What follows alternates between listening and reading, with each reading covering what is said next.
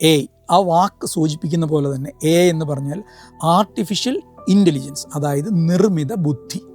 ഇപ്പം നമ്മൾ പലപ്പോഴും കണ്ടിട്ടുണ്ടാവും, ഒരു കാല് ഇല്ലാത്ത ഒരാൾ അല്ലെങ്കിൽ ഒരു കൈ ഇല്ലാത്ത ഒരാൾക്ക് കൃത്രിമ കാലോ അല്ലെങ്കിൽ കൃത്രിമ കൈയോ നമുക്ക് വയ്ക്കാൻ പറ്റും. എന്തുകൊണ്ടാണ് ഒരു കൃത്രിമ കാല് അല്ലെങ്കിൽ ഒരു കൃത്രിമ കൈ ഒരാൾക്ക് വെച്ചു കൊടുക്കുന്നത്? അയാൾ ചെയ്തുകൊണ്ടിരിക്കുന്ന ആക്ടിവിറ്റീസ് കുറച്ചുകൂടി സ്മൂത്തറാക്കുന്നതിനും കുറച്ചുകൂടി പ്രൊഡക്റ്റീവ് ആക്കുന്നതിനും അയാളുടെ ലിമിറ്റേഷൻസിനെ ഓവർകം ചെയ്യുന്നതിനും വേണ്ടിയിട്ടാണ് ആർട്ടിഫിഷ്യലായിട്ടുള്ളൊരു കാല് അല്ലെങ്കിൽ ആർട്ടിഫിഷ്യലായിട്ടുള്ളൊരു കൈ, ഇതൊന്നും അല്ലെങ്കിൽ ആർട്ടിഫിഷ്യലായിട്ടൊരു ഓർഗൻ പ്ലേസ് ചെയ്യുന്നത്. 100% നമുക്ക് പറയാൻ പറ്റുന്ന ഒരു കാര്യമാണ്, അതൊരിക്കലും തെറ്റായിട്ടുള്ളൊരു കാര്യമല്ല എന്ന്. ഇതുപോലെ തന്നെയാണ് ആർട്ടിഫിഷ്യൽ ഇൻ്റലിജൻസ്.